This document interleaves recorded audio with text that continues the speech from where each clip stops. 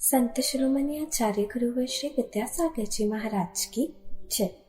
और हम योग प्रणेता पूज्य मुनि श्री प्रणम्य सागर जी महाराज की जय। ओम अरहम नमः। श्री तत्वात् सूत्र के दूसरे अध्याय की कक्षा में आप सभी का स्वागत है। तो चलिए अब हम सभी अपने मोक्ष मार्ग को प्रशस्त करने के लिए पूज्य मुनि श्री का उद्बोधन सुनते हैं।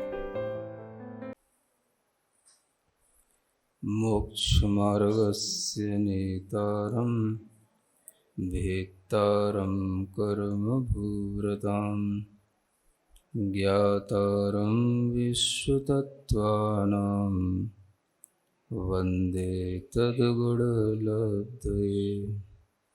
देवादिदेव आदिम तीर्थंकर श्री ऋषभनाथ भगवान की, वर्तमान शासन नायक श्री वर्धमान महावीर भगवान की, परम पूज्य आचार्य गुरुवर श्री विद्यासागर जी महाराज जी की। तत्वाश्रुत ग्रंथराज के स्वाध्याय में द्वितीय अध्याय में पंच भावों का वर्णन निरंतर चल रहा है, जिसमें आप लोग क्रम से औपशमिक भाव, छायिक भाव, छायुपशमिक भाव, औदयिक भावों का वर्णन विस्तार से सुन चुके हैं। कितने भावों के कौन कौन से भेद होते हैं और वो भेद किस तरह से बनते हैं, यह भी ज्ञान में आ चुका है। आगे एक पांचवा जो भाव बचा है उसका वर्णन है, जिसे हम पारिणामिक भाव कहते हैं।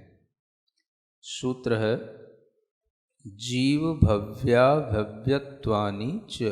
श्रोतागण कुछ याद दिला रहे हैं कि औदैहिक भावों के वर्णन में एक लेस्या का वर्णन रह गया था कल।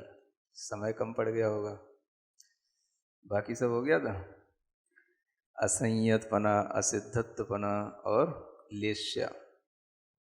लेस्या भी औदैहिक भाव के रूप में कही जाती है। वैसे तो देखा जाए तो कषाय में और लेस्या में अंतर होता है, क्योंकि यहाँ पर कषाय को औदैहिक भाव के रूप में अलग लिया और लेस्या को औदैहिक भाव के रूप में अलग लिया। कषाय से रंजित जो योगों की, मन वचन कायों की प्रवृत्ति होती है, उसको लेस्या कहते हैं। लेस्या किसे कहते हैं?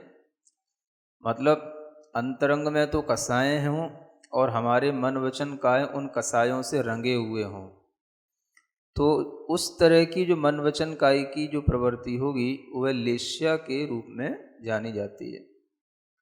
ये लेस्या एक तरह से रंगों के माध्यम से समझाई जाती है, क्योंकि रंगों का जिस तरह से स्वभाव होता है उसी तरह से हमारे परिणामों का स्वभाव बताया गया।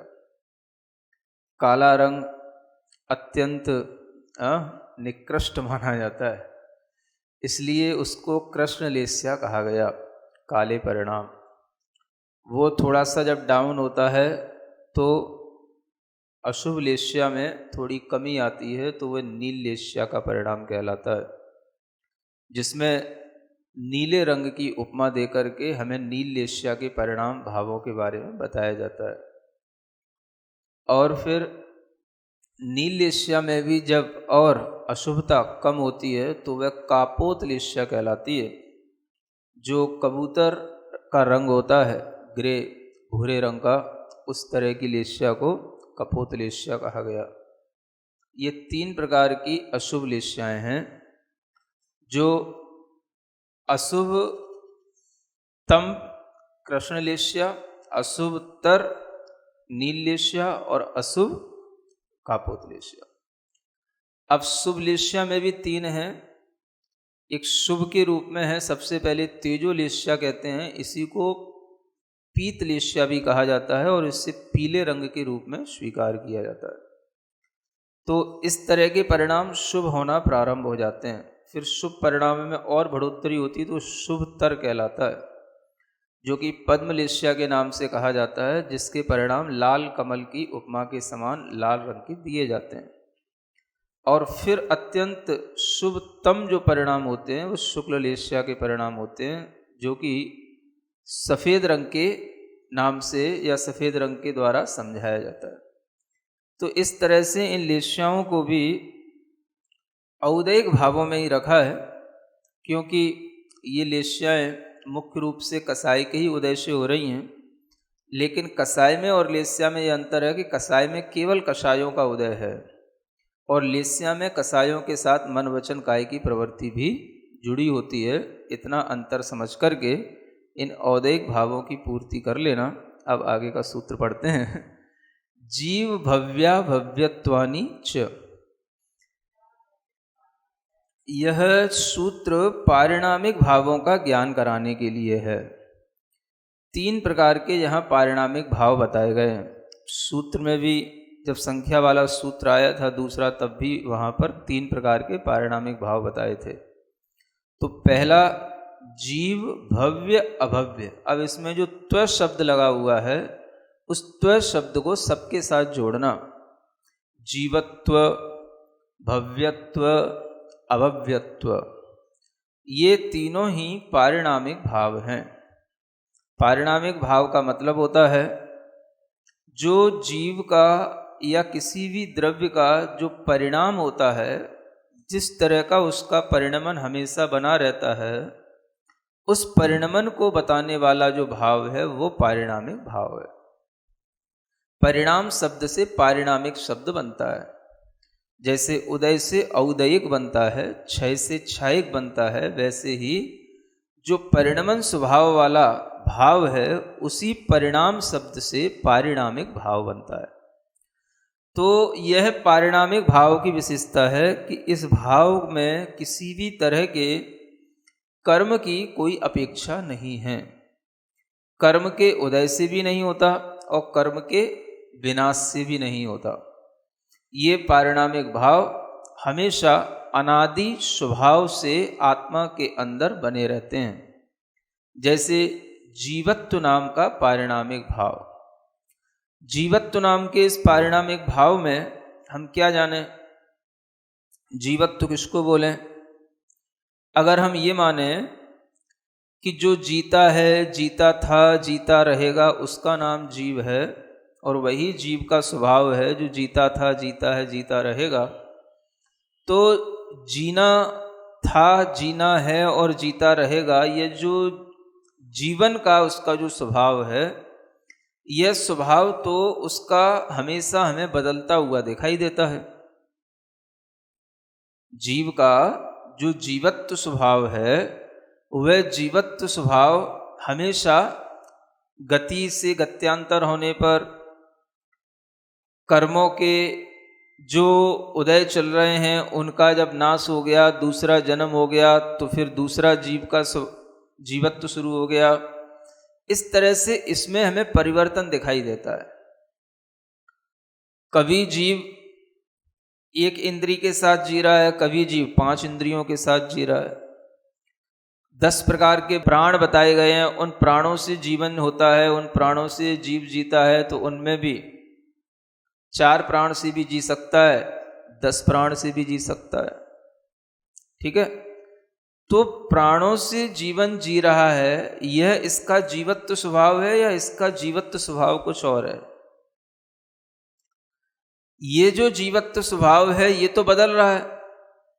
4 प्राण हैं तो अलग तरह का जीवत्व हो गया, 10 प्राण हो गए तो अलग तरह का जीवत्व हो गया, है ना। 9 प्राण रह गए, 8 प्राण रह गए तो जीवत्व अलग तरीके का हो गया। तो इसका ये जीवत्व तो बदलने वाला है।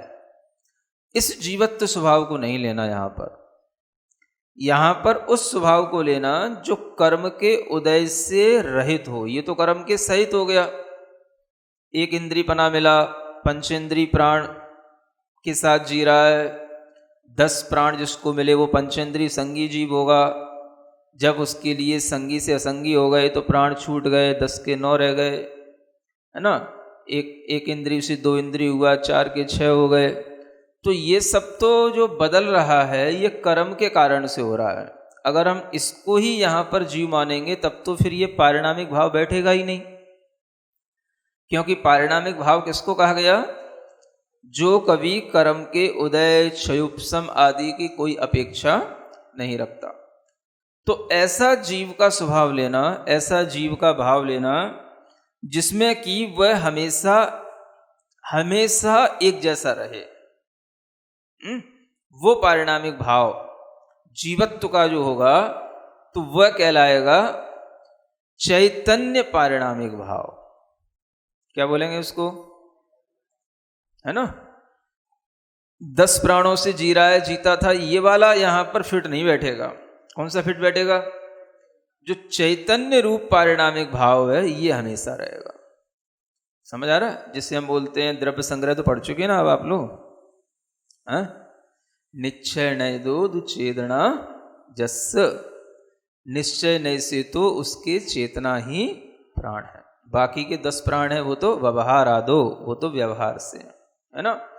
तो जो निश्चय से जो प्राण है चैतन्य प्राण, वही चैतन्य प्राण ही यहाँ पर जीवत्व स्वभाव है, क्योंकि जीव में हमेशा वह चैतन्य भाव बना ही रहता है, चाहे वो किसी भी इंद्रिय से संबंध हो या किसी भी गति से उसका संबंध हो। आया समझ में?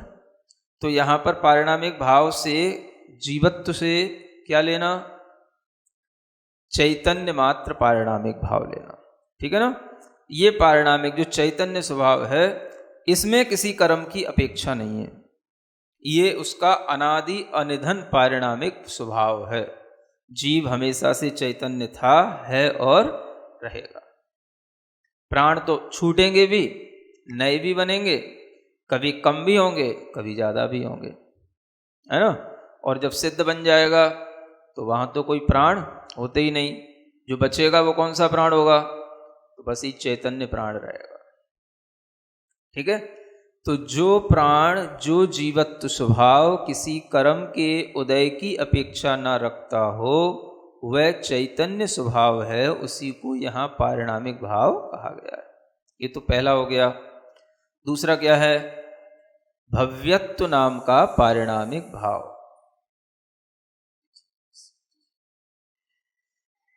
दूसरा क्या? भव्यत्व नाम का। इसमें क्या होता है? भव्यपना और अभव्यत्व माने अभव्यपना। तो यह शब्द जो लगता है वो पना के लिए लगता है।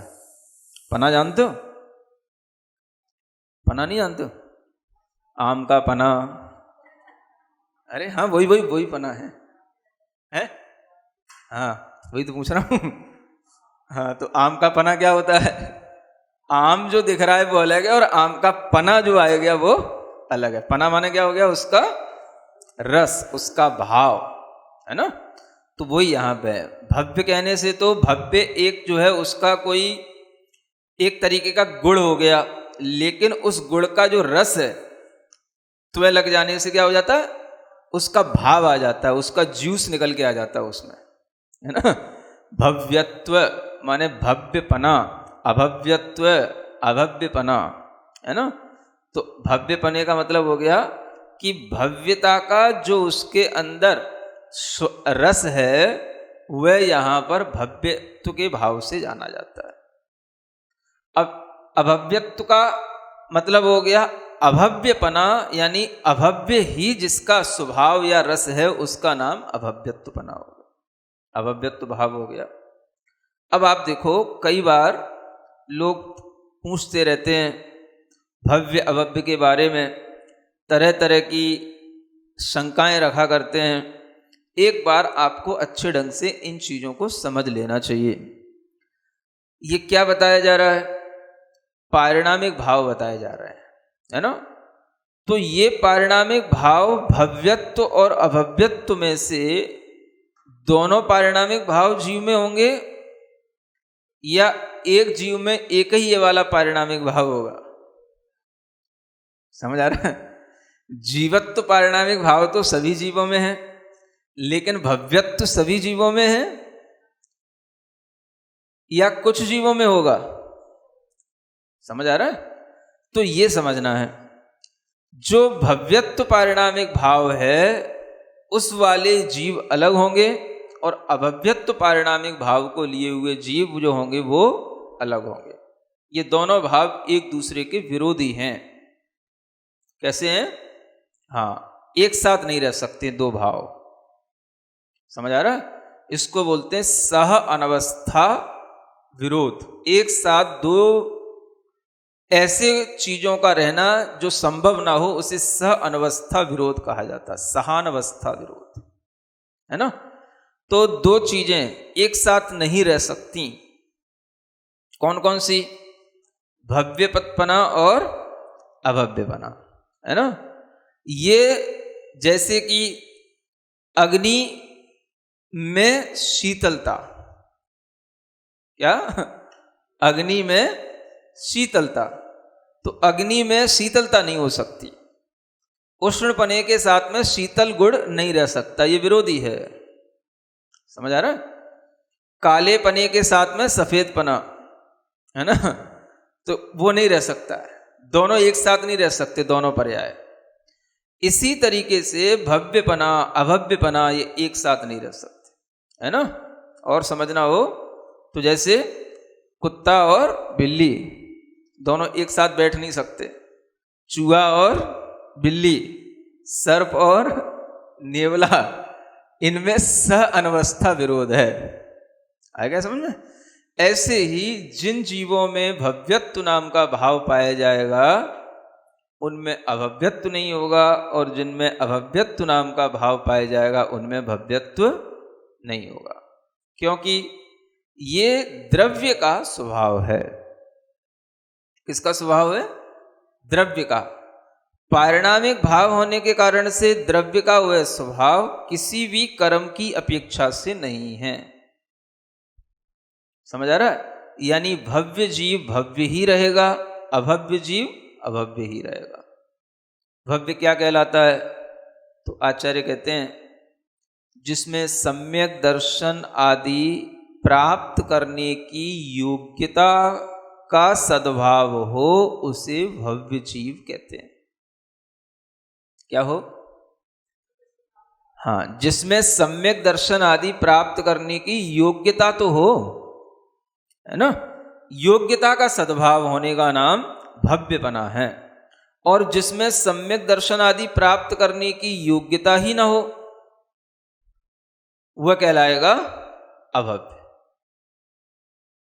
यानी भव्य जीव तो कभी ना कभी भविष्य में सम्यक दर्शन आदि प्राप्त कर सकता है। यदि उसको निमित्त मिलेंगे तो वह भव्य जीव सम्यक दर्शन आदि को कभी ना कभी प्राप्त कर सकेगा, है ना। लेकिन अभव्य जीव कभी भी सम्यक दर्शन आदि को किसी भी तरह के निमित्त मिलने पर भी प्राप्त नहीं कर पाएगा। ये अभव्यपना कहलाता है। ओम अरहम नमः। तो चलिए आज की कक्षा का एक क्विक रिवीजन कर लेते हैं। आज हमने औदिक भावों के वर्णन में लेशिया को जाना। जहाँ कषाय में सिर्फ कषाय का उदय होता है, लेशिया में कषाय से रंजित मन वचन काय योगों की प्रवृत्ति होती है। इन्हें रंगों के माध्यम से समझते हैं। 3 लेशियाएं अशुभ और 3 शुभ होती हैं। अत्यंत निकृष्ट परिणाम वाली काले रंग की कृष्ण लेशिया अशुभतम है। नीले रंग की नील लेशिया अशुभतर और भूरे रंग की कापोत लेशिया अशुभ होती है। इनमें अशुभता के परिणाम क्रमशः कम होते हैं। पीले रंग की तेजोलेशिया या पीत लेशिया शुभ रूप है। लाल कमल समान लाल रंग की पद्मलेशिया शुभतर है और अत्यंत शुभ परिणाम वाली सफेद रंग की शुक्ल लेशिया शुभतम होती है। इनमें शुभता के परिणाम क्रमशः बढ़ते हैं। सूत्र 7 में हमने जीव के पारिणामिक भावों के बारे में जाना। जीव या द्रव्य का जो परिणमन हमेशा बना रहता है, उस परिणमन को बताने वाले भाव को पारिणामिक भाव कहते हैं। यह 3 प्रकार के होते हैं: जीवत्व, भव्यत्व और अभव्यत्व। जीवत्व भाव सभी जीवों में होता है। इसमें कर्म की अपेक्षा नहीं होती और यह हमेशा हमेशा एक जैसा रहता है। जीव का गति में जाना, एक इंद्रिय से लेकर संगी पंचेंद्रिय शरीर धारण करना या 4 से 10 प्राणों के साथ जीना, ये सब परिवर्तनशील है, कर्मों के उदय पर निर्भर करता है। अतः जीवत्व पारिणामिक भाव नहीं है। द्रव्य संग्रह के अनुसार निश्चय से जीव का चैतन्य ही प्राण है, बाकी के 10 प्राण तो व्यवहार से हैं। चैतन्य प्राण ही जीवत्व भाव है, क्योंकि यह चैतन्य भाव जीव में हमेशा बना रहता है। यह उसका अनादि निधन पारिणामिक भाव है। सिद्ध अवस्था में जीव के मात्र चैतन्य प्राण ही रहेगा। भव्यत्व का अर्थ है भव्य बना। जीव के अंदर भव्यता का जो रस है उसे भव्यत्व पारिणामिक भाव कहते हैं। इसी तरह जीव के अंदर जो अभव्य बने का रस है उसे अभव्यत्व पारिणामिक भाव कहते हैं। भव्यत्व अभव्यत्व पारिणामिक भाव एक दूसरे के विरोधी हैं, क्योंकि यह एक ही जीव में एक साथ नहीं रह सकते। इसे सह अनवस्था विरोध या सहनावस्था विरोध कहते हैं। जैसे अग्नि में शीतलता और उष्णपना एक साथ नहीं रह सकता, कालेपन के साथ में सफेदपना नहीं रह सकता। कुत्ता और बिल्ली, चूहा और बिल्ली आदि पर्यायों में भी सह अनवस्था विरोध है। तो चलिए अब हम सभी चिन्वानी स्तुति करेंगे और तत्पश्चात समय होगा आज के सवाल का। सिरिजिणवाणी जग कल्याणी जग जन मदतम मोहरी जनमण हारी गढ़हर हारी जम जरा भव रोग हरि तिथ्य राणम दिव्य झुणिम जो पड़ई सुणई मय्ये धारई राणम सौख मणंतम धरिय सासद मोक्ष पदम पावई सासद मोक्ष पदम पावई।